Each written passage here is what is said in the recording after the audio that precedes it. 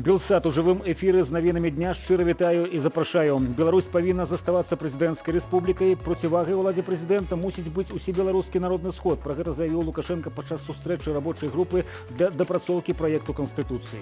Лукашенко загадаў асаблівую увагу надаць усебеларускаму народнаму сходу, вызначыць яго статус, парадак фармавання і кампетэнцыю. Зрабіць гэта так, каб не парушыць устойлівасці дзяржаўнага апарату, не дапусціць з'яўлення ў краіне двоеўладдзя.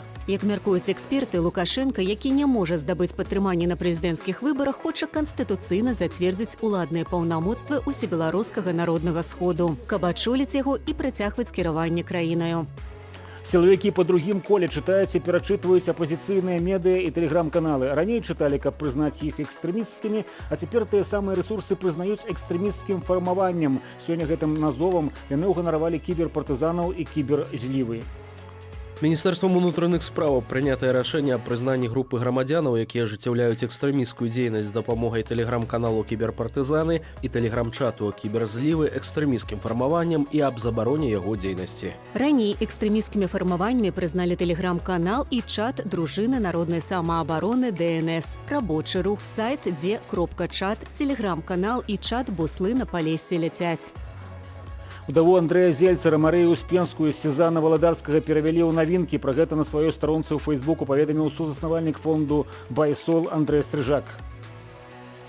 Высветлілася, што ў цэнтр псіхічнага здароўя Успенскую перавялі некалькі дзён таму. Там правядуць псіхіятрычную экспертызу. Сваякі змаглі перадаць жанчыне перадачу ўпершыню з моманту затрымання. Паводле Стрыжака, за кратамі адміністрацыя стварыла Марыі невыносныя умовы ўтрымання, адключылі адцяпленне ў камеры, адмовілі ў допуску адваката, а таксама ў прыёме перадачаў, прадуктаў, цёплых рэчаў і прадметаў гігіены. Марыю Успенскую затрымалі 28 верасня пасля перастрэлкі, у якой загінулі ейны муж Андрэй Зельцар і супрацоўнік КДБ. Жанчыну падазраюць у саудзіле ў забойстве сілавіка. Эпідэмія ў разгары, а лекараў і медсёстраў катастрафічна не стае. У агульнарэспубліканскай базе вакансій больш за 7 тысяч прапановаў працы для медыкаў.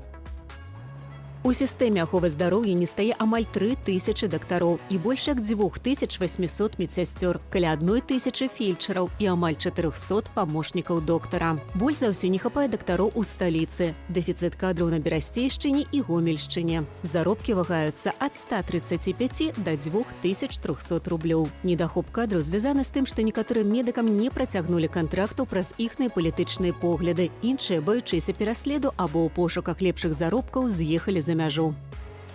У кавярні, рэстарацыі, клубы і іншыя забаўляльныя установы ўваход толькі для прышчэпленых. Такое абмежаванне ўвёў бабруйскі гарвыканкам у сувязі з эпідэміяй каронавіруса.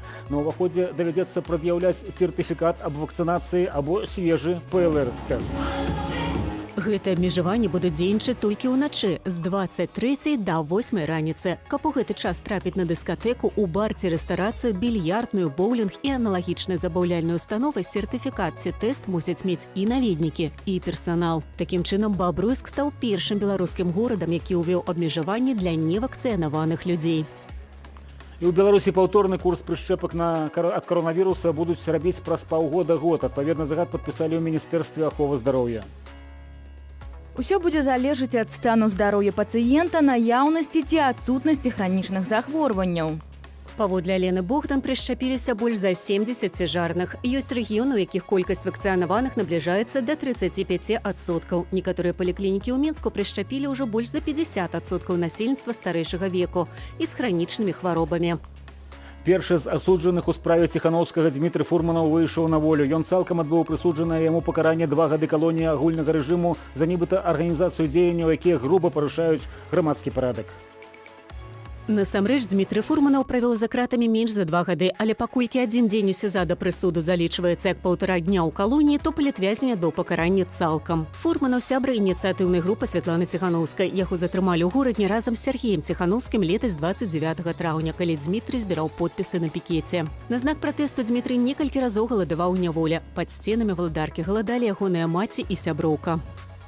Далей на Белсаце 4-я частка дакументальнага серыялу «Раскрытыя міфы гісторыі», а 18-й чарговы навінны блок.